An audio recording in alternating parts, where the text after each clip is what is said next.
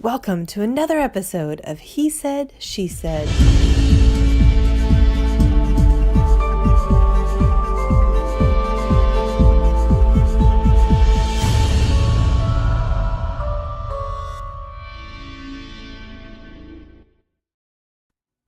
Hey everyone, welcome back to He Said, She Said. And just hang on one second. I'm going to get this shared on Facebook. Good morning, everybody. Don't say anything good.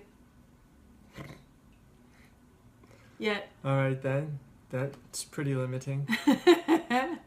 Hang on, we'll be right with you. Guess we can talk about the weather. Weather is neither good nor bad. How about that? Oh my goodness. This always takes longer than... Oh, nice. I could see there's a delay, so I could see you. It was funny. I'm really excited about today's topic. Share on a friend's timeline. You would be my friend, my friend. All right, we're live. I'm not supposed to say anything good, so... Hey everyone, welcome back to He Said, She Said. We are now in episode 3, and we are going to share with you a quick technique for relaxing in an instant. And it was funny because we were talking about how to name this, and Ron actually was kind of surprised how I named it. It's a technique that he shared with me years and years ago, but that's been my experience of it. It's been a really powerful technique that helps me let go. So I'm going to let Ron take over and explain what this technique is, and then we'll talk a little bit about how to use it. Okay, thanks. So this is called the 90-10 technique. One of my Tai Chi teachers taught it to us many, many years ago, and I've been using it ever since in my classes and in my life. And so it's all about where and how you place your attention on something. And generally it goes like this. You take a few deep breaths and you use your peripheral field of vision, your whole field of vision, and you allow the scene to come into your eyes instead of actively going out and looking. So, if you need to look, you look, and then more attention goes out. But when you don't need to look, it's more of a gaze, and you see everything. It's a kind of difference between sitting on the edge of your seat anticipating and like sitting back in your recliner and just like letting everything flow in. That's a nice comparison. Right. Yeah. I just came up with that a couple Did minutes you? ago. Yeah. So I love analogies, and analogies help me understand and put things into like sound bites that I can process. So the idea here, 90-10, 10% of your awareness goes out through all your senses, vision, hearing, smell, all your senses. 10% goes out so that you're completely aware, 100% aware of your external world. Okay, that didn't make sense. Okay, so it only takes... Talk to me. It only takes 10% of your awareness, of your outside your body, to be completely aware, 100% aware of what's out there. And where's the other 90%? Well, that's the great thing about it. Then it gives you 90% of your awareness inside. So you can begin to learn how to relax and let go. There's lots of things that are going on, especially if you're, the application that I generally use is I'm teaching Tai Chi, I'm learning Tai Chi, I'm practicing Tai Chi, or whatever art you're doing. It could be music or drawing or writing, but it's an internal function, and you're paying attention to a lot of things that are going on inside. Even if you're dancing, you want to pay attention to what's going on inside and get the coordination and the timing. So think about this. This is how it shifted me. Right now in this moment, notice what you're paying attention to. Are you feeling what's going on inside your body? Are you noticing what you're thinking? Or are you like out there? Are you in your phone or on your computer? All of your attention is out? And that's usually where we hang out. Mm-hmm. And when you stop, what he's saying is you can pull your awareness inside. I mean, right now, I want you to just feel your breath. Feel where you're sitting on your chair. Feel your feet on the floor.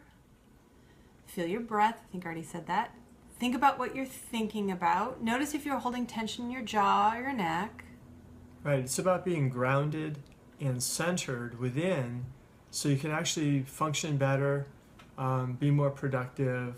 And just notice when you're doing that, notice how you can actually be aware, as he said, 100% aware outside, even though you're bringing your awareness inside. And one of the things you shared with me that I think you just talked about too, that really helped, is being more aware of your peripheral vision. So instead of that focus of what's in front of you, as you soften, you start to become aware of more, which is ironic. Right, right. Because you're more relaxed. Mm-hmm. You know, it is a softening within, and everything around you comes into your awareness. So instead of sending all your energy out, my teacher used to say, just let the whole scene come in, and you absorb it more gently, and you become more aware of what's around you and what's going on as well. You do. Yeah, you do. You have more of this like 360-degree awareness than tunnel vision. Mm-hmm. And it's a fun thing to play with. So 90 inside, 10% goes out to be completely aware of everything outside of yourself. So you want to work on your alignment, drop the shoulders, let the breath flow, be easy and calm and relaxed. And the more aware you are inside, the easier that becomes, because you'll notice, oh, I'm holding my shoulders up. Mm-hmm. Oh, I'm not breathing. Oh, I'm reacting to this person and I'm going to say something I'm going to regret, instead of stopping and saying, isn't that interesting that I'm having this thought? Right. How do I really want to respond in a more thoughtful way? Now, I'll share with you, those of you who do yoga, this is what Shavasana is all about. Okay, this is a place of reception. Some people actually call it the sponge pose because you're supposed to be drawing in and absorbing. Yeah, I like that. I remember sponge pose. And your yoga poses in general are, if you think of start your yoga class as a dry sponge. So at the beginning of your yoga practice, you're a dry sponge. And as you go through the practice, what you're doing is you're getting it wet, you're getting it juicy, you're also getting it wrung out, so it's ready to receive the good stuff. So as you lie in Shavasana, here's the thing, you can still be holding tension and have your awareness outward when you're in Shavasana, which prevents you from absorbing anything at all. Mm-hmm. So instead, what you want to do is soften into the floor, which is what we talk about. And one of the things that I've often heard in Shavasana and used myself, which took me a long time to understand, is soften your eyes in your socket. And what we're talking about, though, is when you are in that outward focus, your eyes get really hard. I mean, just notice it in this moment. And when you're able to soften and relax your eyes, you're not in that outward focus anymore. Right. You're pulling it in. So just softening your eyes, if you get nothing else from this, just any one moment, close your eyes and soften them, or just have them open. It's a little harder when they're open. But in that softening in the socket, that's when you become aware of your periphery. Right? Right. How'd I do, Teach? You did fine. All right, anything else you want to add? It takes practice, so don't think it's going to happen overnight. It could happen overnight, but you'll get better at it. It'll become easier. You'll begin to expand your awareness, both within and without, when you start to practice the 90-10. So remember, when you need to look at something and focus, like if you're drawing a bow and shooting an arrow, you need to focus on it. But a lot of time you can just relax and sit back and let the whole scene come into you. And it's just a different attitude, and it's just a different way of, engaging in life. It's a more relaxed way of being, for sure. Yeah, so thanks for joining us. Thank you so much for joining us, y'all. And I will be getting into my live streams next week.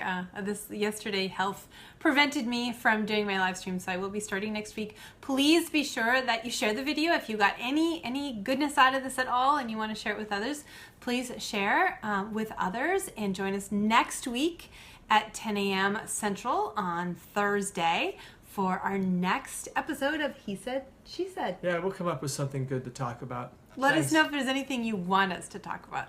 Have a great day, everyone. I hope this inspires you to live your extraordinary life.